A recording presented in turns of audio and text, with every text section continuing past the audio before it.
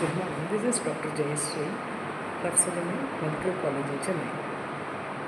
இப்போ நிறைய பேர் கூலாக இருக்குது ரொம்ப பாடி பட்டா இருக்குன்றாங்க. இப்போ சித்தாவில் போனீங்கன்னா உங்களுக்கு 4 வெரைட்டிஸாகவே பிரிக்கிறாங்க. பாதம், பித்தம், கபம், அது மாதிரி வெரைட்டியாக சொல்லுவாங்க அவங்க பல்ஸை பார்த்துட்டு. அது தகுந்த மாதிரி அவங்க ட்ரீட்மெண்ட் கொடுக்குறாங்க. அலோபதியில் அப்படியெல்லாம் கொடுக்கறதில்ல. ஆனால் உங்களுக்கு ஹீட் ஆகுதுன்னு எது வச்சு கண்டுபிடிக்கிறீங்க? ஒன்றுக்கு போனால் உங்களுக்கு சூடாக யூரின் வரும், அப்புறம் தலையெல்லாம் சூடாக இருக்கும், அப்புறம் எரிச்சலாக வரும், ஸ்ட்ரெஸ்டாக இருக்கும். அந்த மாதிரி நீங்கள் ஓரளவுக்கு லைஃப் ஸ்டைலில் மாடிஃபை பண்ணிக்கிட்டிங்கன்னா உங்கள் பாடியும் நார்மல் ஆகிடும் இல்லைங்களா? இப்போ பெட்லேருந்து ஆரம்பிக்கலாம். ஃபோம் பெட்டில் பார்த்தீங்கன்னா உடம்பு சூடாகிடும்.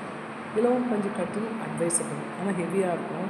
கொஞ்சம் இதாக தண்ணி பட்டுச்சுன்னா ரொம்ப ஹெவியாகிடும். இருக்கிற வரைக்கும் யூஸ் பண்ணிவிட்டு தூக்கி போட்டு வேறு வாங்கணும் அப்படின்னா. ஃபோம் அப்படி இல்லை, ரொம்ப சுகமாக இருக்கும். ஆனால் அது பாடிக்கு அவ்வளோ நல்லதே இல்லை. உங்கள் ஆர்த்தோபெடிக் மேட்ரஸ்லாம் விற்கிறாங்க, அதெல்லாம் இடுப்பு வலியெல்லாம் வராது. ஆனால் ஃபோம் பெட்டில் இடுப்பு வலி வருது, ரொம்ப பாஸ்டர் மாறுது, கூன் விழுந்த மாதிரி ஆகுது. அதுக்கு பதில் எல்லாமே பார்த்துட்டு இப்போ என்ன கண்டுபிடிச்சிருக்காங்கன்னா, நீங்கள் தரையில் ஒரு பாய் போட்டு தலங்காணி இல்லாமல் தூங்கினா நல்லா இருக்கும்ன்றாங்க. தலங்காணி உங்களுக்கு சர்வைக்கல் ஸ்பாண்டைலோசிஸை உருவாக்குது.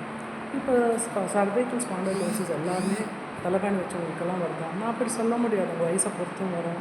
நீங்கள் எப்படி மாற்றி மாற்றி படுத்துக்கிறீங்க, தூங்கும்போது உங்களுக்கே அறியாமல் எப்படியோ தலைகாணி எப்படி இருக்கும், நீங்கள் எப்படி இருப்பீங்க இல்லையா? அதனால் ஒரு டவல் சுற்றி வச்சுட்டு உங்கள் நெக்கு அளவுக்கு தூங்கினா உங்களுக்கு நல்லது. சர்வைக்கல் ஸ்பாண்டைலோசிஸ் உங்களுக்கு தெரியும் நம்ம எவ்வளோ கஷ்டப்படுறோம். பயணிக்கும் போது அந்த கழுத்து 2 வெர்டிபிரா நடுவில் இருக்க ஆப்ஷன் தேஞ்சு போயிட்டு அப்படி அனும்போது இந்த நரம்பு அமுக்கி இங்கே வரைக்கும் கை வரைக்கும் நுனி வரைக்கும் இழுக்கும். இதுலேயுமே கான்சன்ட்ரேஷன் போகுது, வலி வலி வலி மட்டும்தான். அதனால் உங்கள் படுக்கை அறை சுத்தமாக வைத்துக் கொள்ளுங்கள். உங்கள் படுக்கிற இடத்துக்கு நல்ல உயிரோட்ட சக்தி உள்ள கலர் லைட் ப்ளூ அந்த மாதிரி அடிங்க. நல்ல ப்ளூ மேட்ரஸ்ஸு, ப்ளூ சுற்றி இன்டீரியர்ஸ்லாம் டெக்கரேட் பண்ணி தூங்கினா உங்களுக்கு தூக்கம் நல்லா வரும். கொஞ்சம் நல்லா வாசனை பொருட்கள் போடுங்க, அரோமா தெரப்பி. இப்போ லெவண்டர் அடிச்சிங்கன்னா நல்லா தூக்கம் வந்துடும். அந்த ஸ்மெல்லுக்கே தூக்கம் வரும். ஜாஸ்மின் உங்களுக்கே தெரியும், ஜாஸ்மின் விரும்பாத ஆண்களோ பெண்களோ கிடையாது. உங்களுக்கு தூங்குறது உங்களுக்கு ஸ்பெஷல். ஜிஞ்சர் வாசனை கூட ஸ்டிமுலேட்ஸ் ஸ்லீப்னு சொல்லுவாங்க. ஒருத்தர் தூக்கம் எல்லாமே படுத்துன்னு இருக்காங்க. எனக்கு தூக்கம் வரல, 12வது 2வது 1வது நம்மளை தூங்க விடாமல் நோண்டிகிட்டே இருப்பாங்க. அதெல்லாம் ரொம்ப நாள் பார்த்துருக்கேன். நான் ரொம்ப வயசானவங்களோட படுத்து பாருங்கள். ஏதோ ஒரு அக்கேஷன்லனா கூட அந்த நாள் உங்களுக்கு வேஸ்ட்டு, தூங்கவே முடியாது. நெக்ஸ்ட் நாள் இந்த ஆஃபீஸ் போனால் ஏன் டயர்டாக இருக்கப்பான்னு கேட்பாங்க. வீட்டில் தூங்க விட மாட்டேன்றாங்க, வெளியிலேருந்து வந்திருக்காங்க, உங்களுக்கு கம்பெனி கொடுத்தா தூங்க விட மாட்டேன்றாங்கன்னு சொல்லலாம்.